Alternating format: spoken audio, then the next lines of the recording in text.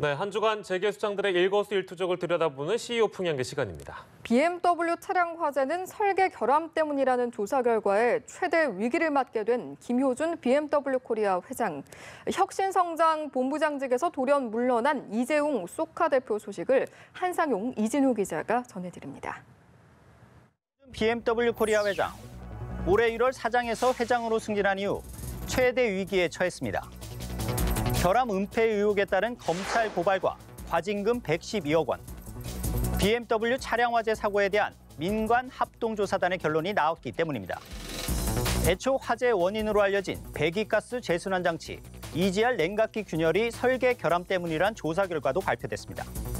이에 따른 전체 피해 보상 규모는 1,800원대에 달할 수 있다는 추정치도 나왔습니다. 한때 우리나라에서 벤츠와 함께 고급 외제차의 대명사로 꼽혔죠. 이제 BMW는 결함 은폐와 축소 의혹에 늑장 리콜 조치를 한 불명예 수입 차량 꼬리표를 달게 됐습니다. 김효준 회장의 거취도 주목받고 있습니다. 지난 8월 국회에 출석해 사과하며 책임질 일은 책임지겠다는 뜻도 내비쳤기 때문입니다.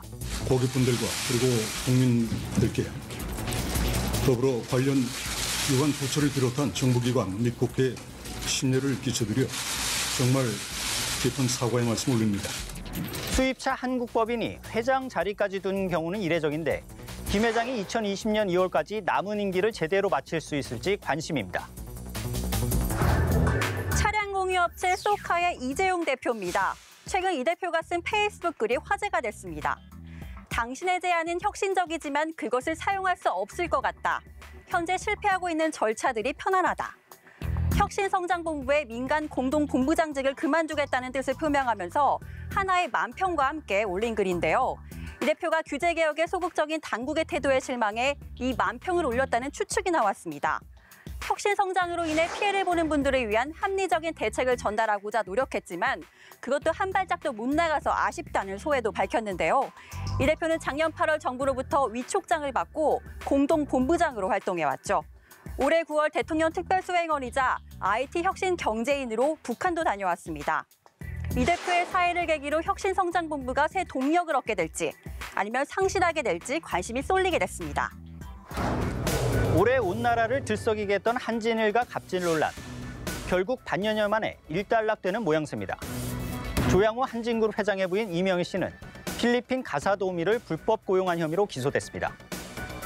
딸인 조연아 전 대한항공 부사장은 같은 혐의로 벌금 1,500만 원에 약식 기소됐습니다.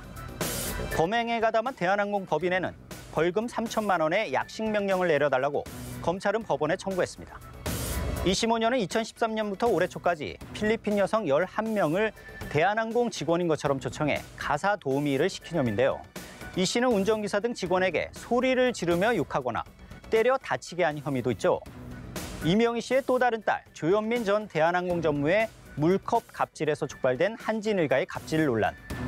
아버지 조양호 회장, 오빠 조원태 대한항공 사장까지 각종 혐의와 의혹으로 관련 당국의 조사를 받거나 따가운 시선을 받아야 했습니다.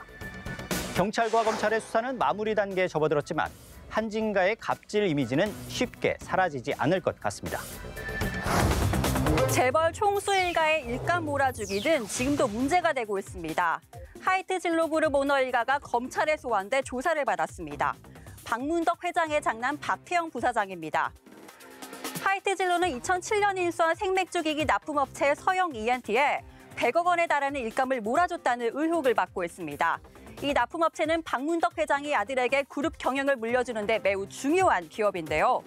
10여 년간 하이트 진로의 지원을 받은 결과 맥주 캔 시장 점유율 47%를 차지하고 있기 때문입니다. 공정거래위원회는 올해 1월 하이트 진로와 납품업체에 수십억 원의 과징금과 함께 박 부사장과 김인규 대표를 검찰에 고발했습니다.